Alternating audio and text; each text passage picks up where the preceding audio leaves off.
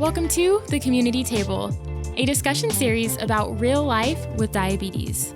Community Table is presented to you by the JDRF-Beyond Type 1 Alliance and made possible with support from Abbott, Lilly, Provention Bio, a Sanofi company, and Dexcom.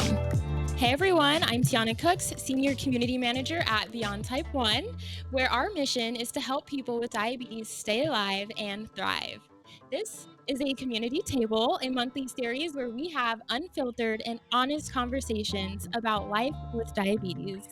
Today, we have the honor of speaking to Jason Christo, a popular fitness coach and bodybuilder living with type 1 diabetes. More than 341,000 people follow Jason on his TikTok to get his insights as the owner of Diabetic Body Mastery, where he helps people with diabetes reach their fitness aspirations, defying the limitations often associated with the condition. Jason, thank you so much for joining us today. I appreciate you, T. I appreciate everything you guys are doing at the Beyond Type 1 as well. So that's awesome. Yeah, no, we're so stoked. I literally have been following you on TikTok for a super long time. I remember laying in bed one night and scrolling and I saw your video. You were literally in the gym and then you said you had diabetes. I was like, I have to get in touch with this guy. Yeah, this is just an honor and I just appreciate your time and you sharing a little bit of your insights and experience with us. For sure. No, I definitely appreciate you for having me. I mean, some of those 340K people might be people that just saw me take a shot and think it's steroids, but as diabetics, we know different. It is what it is, right? I've definitely been there too. So all good. Well, let's jump right into it. So would you mind telling me a little bit about your diagnosis story? How old were you? Yeah, so actually I got diagnosed at 11 years old. I'm from Toronto, Canada. So at 11 years old, I mean, I was playing at the highest level of sports you could play, doing what I could with hockey, football, soccer, all of that stuff. And all I remember is just being a kid and just being really thirsty. So just dehydration through the roof. And so I'd be finishing these liter bags of milk every morning. I remember one morning I had 2 liters of milk. And as a kid, you don't know any better. So I remember going to my parents' bedroom and asking them, hey, Mom, Dad, I think I'm addicted to milk, right? My parents were like, yo, no one gets addicted to milk. There's nothing in milk that you're gonna eat. It's not, So they said, okay, you know what? Something's wrong with this boy. Let's go take him to the hospital and try to figure out what's going on, right? So ended up taking me to the hospital after a few incidences. I kind of fell down the stairs one time too. And then they're like, hey, he's done. Took me to the hospital. Measured my blood sugar. Turned out I had a high blood sugar, so they kept me in the hospital for a week. And then after that, just diabetes for the rest of my life. So that's pretty much how it all got started. So you were drinking milk. I don't know what it was. As a kid, and it wasn't even my go-to. As a kid, I used to love Gatorade, playing sports and stuff. You get Gatorade all the time, but for some reason, when I was dehydrated, I was going for an ice cold glass of milk, and I'd be finishing 2-liter bags. I probably set the world record or something like that for how much liters of milk I drink. Easily. That's amazing. Personally, I'm not a fan of milk. So I can imagine drinking 2 liters of milk. I feel you for sure. Yeah. Something's definitely wrong at that point. Yeah. So you were take me in immediately. Yeah. I think my dad came in one time, saw me finish a liter of milk. He's just scratching his head the hell is going on here? Yeah. Wow. And so since you've been diagnosed, what or who has been the most helpful in managing your diabetes? That's a great question, T. Honestly, I would say, I was diagnosed at 11 years old. I'm 35 now. I would say if it was who's most helpful at managing my diabetes, my dad when I was younger, because now we have the privilege of having things like TikTok, Facebook, Instagram.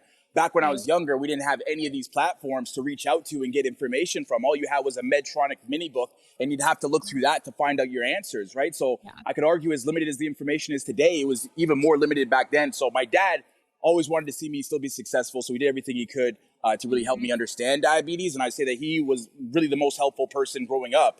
And then today, it's just putting things together, for example, like exercise, fitness, getting into the gym consistently, and just focused on overall total body health is something that's really helped me improve things like insulin sensitivity and allow me to manage my blood sugars a lot better as well, which has really made a huge difference. And being patient with myself and just being mindful about where I am in the present moment to really deal with the blood sugars. I think a lot of times in our world, it's so easy to get distracted with social media, but what's going on next, that we miss the moment.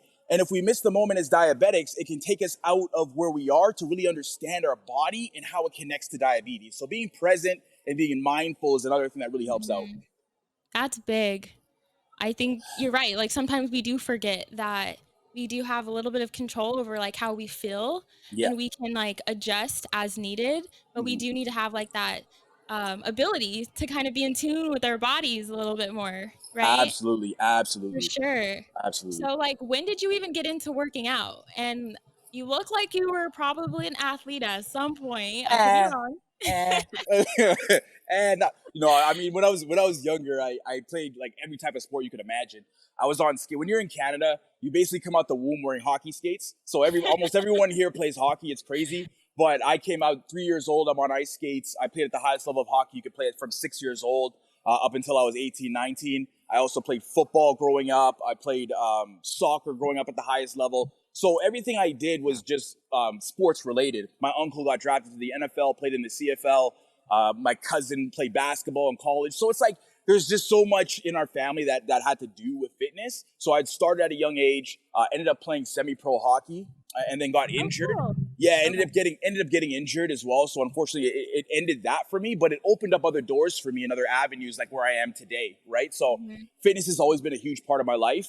And even to this moment today, it's really shaped my mind and also shaped the perspective on how to care and manage for type 1 diabetes as somebody who might not necessarily be thrown in those types of scenarios and obstacles, might not have that perspective. So I tried to drive that perspective home to help as many type 1s as possible as well. I mean, working out with diabetes can be really intimidating for a lot of people. So I think the fact that you're able to break it down at such a high level to help people, regardless of like what phase they're in their workout journey, like really understand how diabetes and exercise kind of go hand in hand. I think that's huge. So, Absolutely. and personally, that's like why I was so drawn to your page, because I was like, I'm actually like learning, Yeah, awesome. more than I did at the doctor's office Right. from you online than I, Yeah. and you honestly don't even know what questions to ask. Yeah. I You don't know. It's like, I don't even know, like, where do you start? So you've been Yeah. super helpful in just shining, more of a light on the fact that A, it is possible to exercise, and B, Right. you really just have to kind of like be more attentive to those little Absolutely. details. So that's been Absolutely. huge. And on that Appreciate note, you. like, what even inspired you to start this TikTok channel, Yeah. posting videos, giving yourself insulin? Like, that's Yeah. bold. Yeah, I appreciate you, T. Everything you just said there.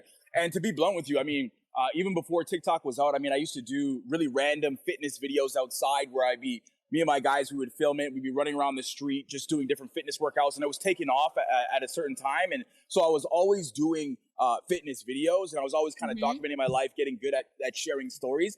And I just felt like, what the hell? Like, I feel like it was almost like in my head something clicked. As a kid, I always felt self-conscious about giving myself my insulin. I always felt like, there weren't a lot of people that I connected with that were diabetics as a kid. Right. And I was like, you know what? I'm just going to share my experiences, man. Maybe there's a younger me out there somewhere who wants to feel connected, or who wants to understand, who doesn't want to be fearful anymore, who wants to know there's a community out there for them. And they don't have to be self-conscious about taking their insulin. And so just started like, one day I'm just like, let me talk about it. Then I'm like, let me raise awareness. So I'd be carrying bags of, or I remember I did I think it was a 30-pound sled or 50-pound sled carry, 2 kilometers where I was. And I just started filming that. People started loving it. Then I started taking my shirt off in public and giving myself needle shots. Half people thought it was steroids. The diabetics got it though, but what it did was start creating awareness. And I did it really just to share my experiences. And the feedback though was overwhelming, and it was very positive. And I was like, you know what? I got to continue this because I want to make sure I pull as many diabetics out of the cracks as possible, because unfortunately they are getting misinformation from a lot of different sources, including even some of their doctors. I mean, it is what it is, but that does happen. And so my goal is just to make sure that, hey, this is what I've been through myself, having 23 years of experience and at high levels, and maybe this might work for you. And all the time I get messages from people that say, hey, you've broke this down for me in one sentence or one paragraph than I've learned in X amount of years with my doctor or my endo. And I'm just like, great, if that's their words, not mine. And I'm like, hey, that's how you feel. Let's just keep this thing rolling. For sure. know? No, that's huge Yeah. and very much appreciated. I learn a Yes. lot these days from Yeah. TikTok. If I'm I'm honest, telling TikTok University. you. Hey, TikTok University, that's what I'm gonna say. Yeah. Yeah, I would say for me personally, like I notice on days where I am like very active that like even the next couple days, like my blood sugars will be so stable.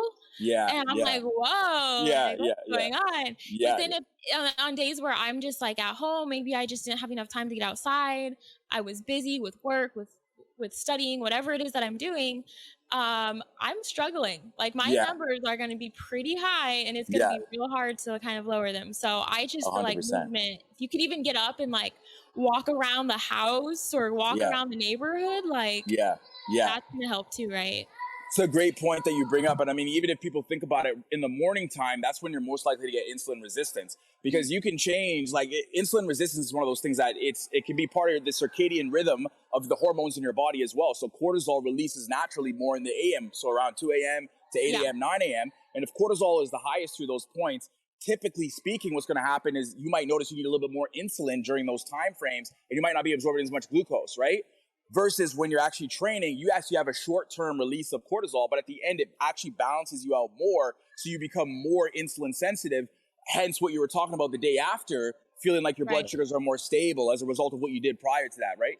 Yeah, totally. Awesome. 100%. And I'll ask you this later, but I'm just curious, like, to know how you got so informed on all of this stuff. Like, what books? Like, I want to know, like, what you were reading.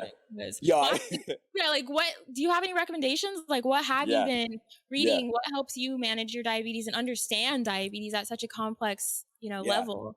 I appreciate you, T. And honestly, one of the things that I would say is growing up, again, when I went to college, university, my game plan was actually to become a doctor, right? So I was studying for my MCATs. I had straight A's. I was a studious student. My biggest thing was just literally just reading up as much as I could. I had a thirst for knowledge.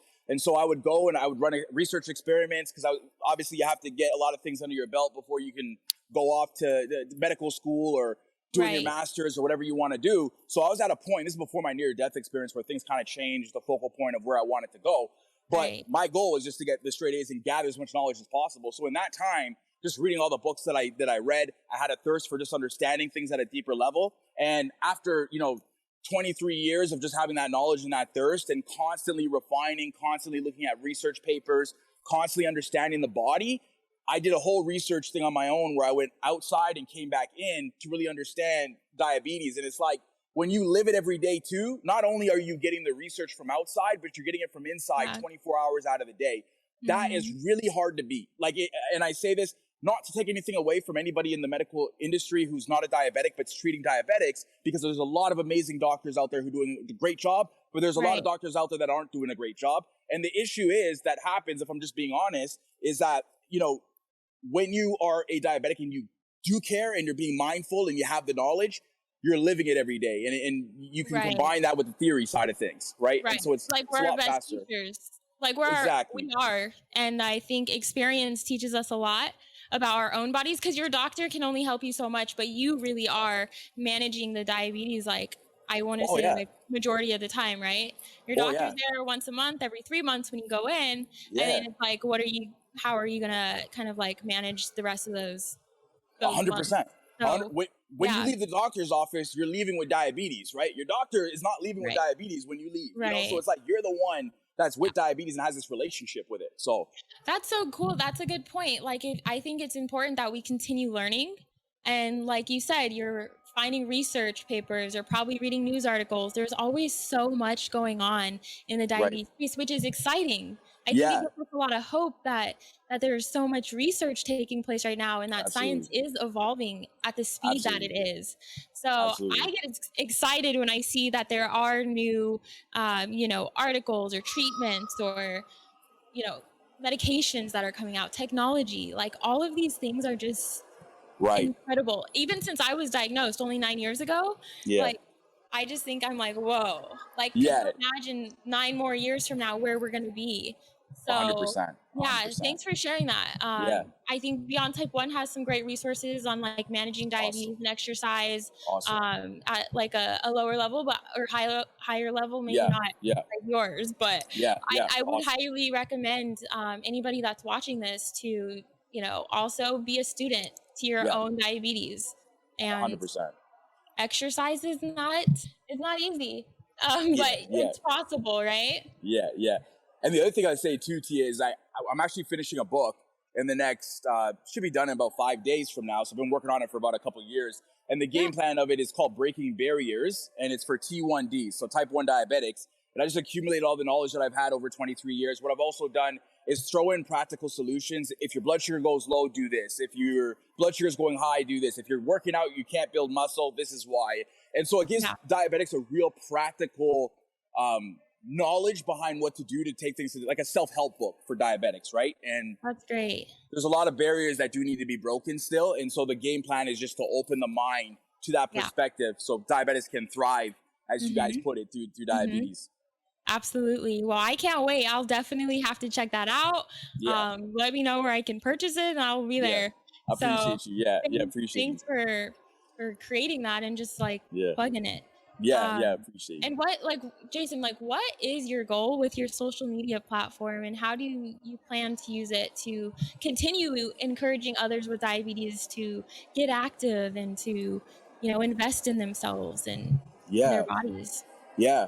My goal is definitely just to raise as much awareness as I'm doing right now to continue to do that. Our goal really is to help over 100 million, people worldwide, even type 1, type 2 diabetics. And beyond diabetes itself, which is important, is just laying a foundation itself for people to just live life to the fullest. And I believe that if we can lay a foundation for that, and it can start with diabetics, because a lot of people traditionally, there's a stigma behind diabetes, which says a diabetic is doomed to have X, Y, and Z happen to them from a negative perspective. And so I want to make sure that we're rooted in the ground and we start with diabetes. We inspire, millions of diabetics around the world to be able to say, hey, I can take control back of this. I can thrive through diabetes and not just survive through it, and use the platform to do that. And in doing that, we open up a door to a new reality for other people who are not diabetics either, but they too feel like maybe they're stagnant or they can't move past where they are, right? So diabetes can become a connecting bridge to other people who are suffering through other things and know that you can thrive through your scenario.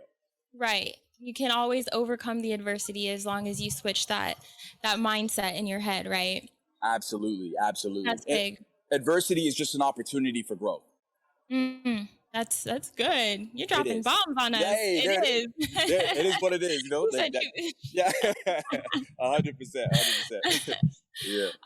No, that's all great. And I'm so grateful that you've been able to really, use your platform, like you said, to spread awareness on this disease that a lot of people may know about, but maybe they're not really super familiar on the day-to-day impact that it has on our lives, including when we are being active and exercising and getting moving. So thank you for creating a space for that. And I just want to know, because I mean, we see you online. Yeah. So who is Jason offline? Who are you? Not a fitness coach. I want to know. Honestly, that's a great question. Honestly, for me, the crazy thing is I've had to learn over the years not to be a workaholic. If I'm being really honest with you, I'm a very mission-driven, passion-driven person. So it's like when you see me online and I'm doing certain things, like I'm giving myself needle injections in public, or, I'm speaking, I'm just trying to educate people or doing whatever it is. It's like, that's literally how I am on a day-to-day basis. Like I do things outside the box. Like if I feel like doing something, I do it. It's as long as it's obviously empowering people to a certain degree. You know what I mean? Like I feel like life should be lived to the fullest.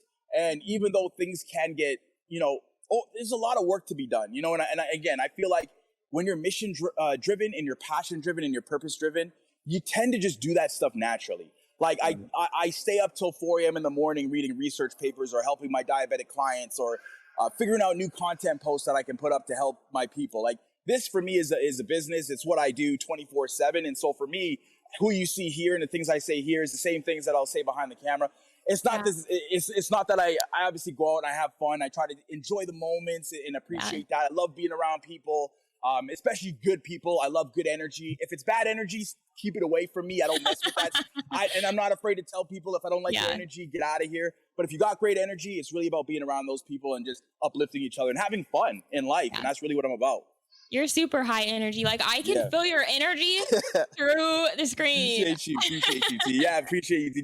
That's just how I am, you know? Yeah. No, I love it. I think that's important. And what better way to live life than, you know, to have fun, to make the most of everything, and just to be present. That's huge. Present. And having diabetes, you learn, especially because you talked about like this near-death experience that you've gone through. What happened? Yeah, so actually the crazy thing is, with that near-death experience, this is back when I was in college, university, and I was really just going nonstop. And even though I was a straight A student and I was getting everything done and everything was looking good from that perspective, there were certain things that I was doing more out of ego. Like when I was younger, me being a doctor was to say, hey, I have an ego to be a doctor, so I could say that I have the title. I'm just being honest at this point. And it was more like to prove people wrong with stuff. So it was always like I was trying to prove people wrong, and I was leading a lot from my ego. But what happened was I disregarded my diabetes, right? And so I didn't pay attention to how I was managing it. I wasn't mindful about how I was managing it. At the time, I was living with my grandparents when I was going to college. So just so I could get myself through college, it was helping me out. And so I remember there was one day I had, and this is no shade on an iPhone, but I had my iPhone and never had I ever had a problem with my iPhone, right? And the night before I had this big exam, and I was running on like 36 hours, no sleep, type of thing. And then I had an exam the next day. So now we're about to push 48 hours at some point. And I was like, okay, I got to sleep for 1 hour at least, right? Because I haven't slept in almost 2 days and I'm studying, drinking Red Bulls.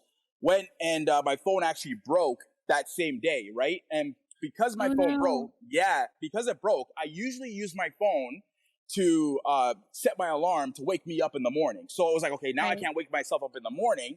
So I asked my grandfather, hey, before we went to bed, can you wake me up at 6 a.m. in the morning because my phone broke? So anyway, finish studying, dial up some insulin, give myself a shot. Next thing you know, I go to sleep, and all I remember is just not having a body. And I just remember floating, kind of like I was in some outer space place that's really hard to describe. Yeah. And it's like you're just there. And when you're there, you feel like that's reality, right? So it's like, wherever I went, I just felt like that was reality. And I really, like, it is what it is type thing. That's the best way for me to describe it. And so I had no bearing of space and time. I didn't really know what was going on. And all I remember at some point, me being around just my body, whatever you want to call it, or I didn't have a body. It was like, I don't know how to describe it, but my mind, my energy, my essence was floating. I remember just hearing someone calling my name. It said Jason, and it was like a vibration. And it was like, Jason, Jason, Jason, Jason, Jason, Jason, boom. And the vibration would hit me. And as the vibration hit me, it allowed me, my essence and energy, to have a focal point to kind of pull myself back into my body. And I remember just this reality kind of shifted, coming back into this reality. And then I remember seeing, like, from an outside perspective, paramedics were like, there was 5 paramedics in my room, an IV in my arm, there was blood on my arm, my grandparents were at the door. And I came in my body and I realized I was so shocked that this world was real because of where I came from, that this reality was even real from where I came from, that I was like, I couldn't believe it, right? And what saved my life was the phone breaking, right? What seemed like an obstacle of the phone having a problem in the moment and me cussing the phone out and being mad at the phone really saved my life, because if I had set the alarm, I would have never heard it and I wouldn't have been here today. But the fact that somebody had to wake me and knew that I wasn't waking up, they called 911. That saved my life. And so the biggest thing for me is I completely shifted how I looked at life and what I wanted to do and what I wanted to accept and what I wasn't going to accept. And that really helped me to move forward. And it really helped me to put me in a position that I am today. But it's really a huge lesson for anyone that feels like they're going through something that might be an obstacle. Just remember that it's hard to see it in the moment, but when you have a bigger perspective and you connect all those dots together, you realize how important that obstacle was to your success today. Right. Because if you didn't have that severe low, like while you were asleep, then you probably wouldn't have like that perspective that you have now on diabetes and just life in general, and how precious life is and how quickly life can change 100%, and how fast things can be taken from us. So I am just like really happy that, someone came to wake you up first and foremost. I mean, I think we are all kind of like instilled with this fear, especially when we're newly diagnosed, about having lows during, the middle of the night or while we're sleeping and not having someone with us. So wow. That's crazy. Well, I'm not going to keep you all day because we could talk for a very long time. For sure. Next time. I know that there's just so much to unpack here. Yeah. I just wanted to know, this might be like an off-the-wall question. So we actually have a team of 51 runners impacted by diabetes heading to New York City to run the New York City Marathon in November. Yeah. And the team includes people of all ages, experience levels, some who were recently diagnosed, and others who've been living with diabetes for decades. Awesome. Sounds like me. I know, it does sound like you. And we officially announced the team last week. So congratulations to everyone who is on the team. We're so excited to cheer you on. Yes, please. But Jason, do you have any advice for this marathon team as they prepare to run the 26.2 miles? Like anything in life, it definitely requires you to kind of push forward and push past the barriers and push past the hurdles that are likely going to come. And always remember that you are in control of your life and you're in control of your mind, and how you decide and what you dictate to yourself is going to determine how far you go. So keep pushing no matter what, and you guys will get through it, man. Yay, we're so excited. Can do it. You can do it. And there are no limits when you have diabetes, right? Like we are so capable of doing everything that anybody else can do. It's just a little bit more challenging, but we got it. So I'm proud of this team. They're going to crush it in New York City. The marathon's incredible. If I could do it, everybody do it. I'm like, everybody 26 miles. I'm like, what the hell? Jeez, I know. It's crazy. Thank you, Jason. It's just been such an honor getting to pick your brain a little bit and learn more about, where you're coming from when you're talking about exercise online and getting active online, and just how you've been able to succeed in the fitness industry and as a fitness coach living with type 1 diabetes. Right. That is so amazing. And I wish you all the best in your future endeavors. And as you continue to, leverage your platform, you always have a fan over here. So thank you for your vulnerability and your time today. Yeah. Hey, Tiana, I really appreciate you guys. You and Beyond Type, when you guys are doing amazing stuff. If you guys ever need anything else, you guys let me know. And I'm sure we're going to collab on some more stuff in the future. Oh, 100%. Yeah. And we also recommend checking out our Beyond Type 1 app, where you can join a community of allies, mentors, friends, and people who are impacted by type 1 diabetes. It's just a wonderful way to find resources and support for not only people living with diabetes, but people who are thriving with it. So we hope to see you there. Thanks for listening to this episode of The Community Table, presented to you by the JDRF-Beyond Type 1 Alliance and made possible with support from our sponsors, Abbott, Lilly, Provention Bio, a Sanofi company, and Dexcom.